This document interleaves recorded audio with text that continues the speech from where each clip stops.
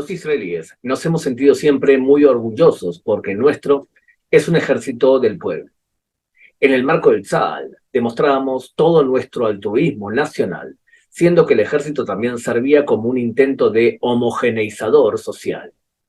En las últimas horas, los medios de comunicación de Israel informaron que unos 10.000 reservistas de todas las unidades de las fuerzas de defensa de Israel ya no se presentarían para el servicio militar.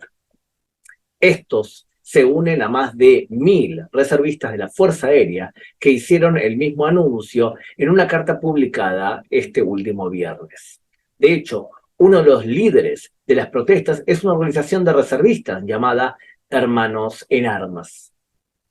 Sumado a esto, un grupo de ex jefes del Estado Mayor, la Policía de Israel, el Mossad y el Shin Bet respaldaron la decisión en una carta que le enviaron al primer ministro Benjamin Netanyahu. Históricamente se veía muy negativamente ser un sarbán frente a los servicios militares. La primera pregunta entonces que debemos hacernos es si estos reservistas pueden ser calificados como sarbanim.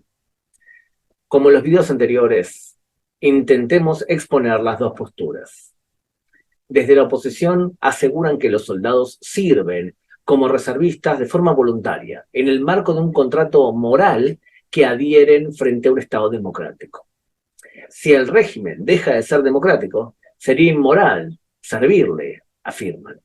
Además, señalan, aparte de la coalición de gobierno conformada por judíos ortodoxos, cuyo servicio militar se cumple muy parcialmente y a veces hasta es nulo, o sea, ¿qué derecho tienen ellos? El hecho que tantas autoridades militares de renombre feliciten esta postura o que reciban la simpatía de la mayoría de los medios de comunicación de Israel refuerza la influencia de los que desisten a seguir sirviendo en el ejército en el marco de estas reformas. Hay que tener en cuenta que, por ejemplo, los aviadores reservistas son los que se voluntarizan una vez por semana para entrenarse y también para atacar más allá de nuestras fronteras, bombardeando bases de Irán en Siria, por ejemplo. Los que apoyan la reforma argumentan que esta postura politiza al ejército.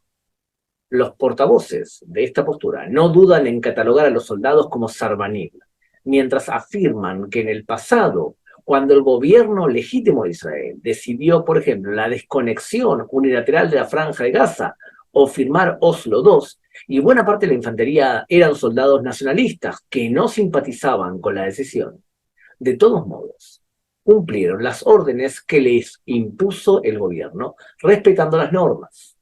Para ellos, legitimar el rechazo a servir en el ejército asegura que en el futuro los nacionalistas también boicoteen cuando consideren que un gobierno de izquierda ordene un desalojo de colonias judías en Cisjordania, por ejemplo.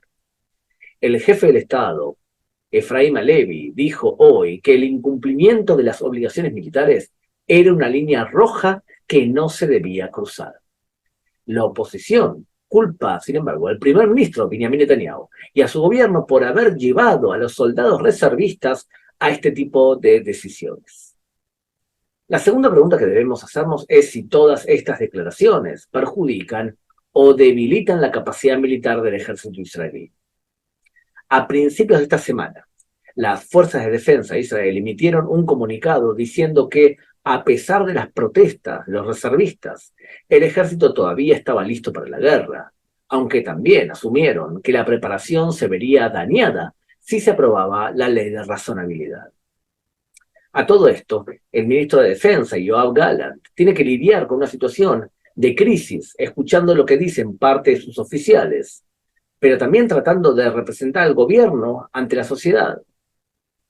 Es evidente que quien disfruta de todo lo que está sucediendo en Israel, y eso es seguro, son los estados y grupos radicales musulmanes que operan para destruir al Estado hebreo. Según el analista Ohad Gemo del Canal 12, los medios de comunicación del Medio Oriente observan estupefactos cómo los israelíes impulsamos una crisis civil imperdonable.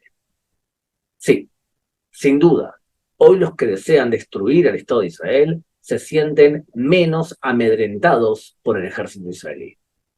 El punto que no recibe la atención que se merece es para mí el más grave de todos. De acuerdo al principio de complementariedad, las Cortes de Justicia Internacionales no intervienen procesando a soldados israelíes, ya que confían que nuestro país posee un sistema judicial serio que juzga y sentencia a quien lo merece.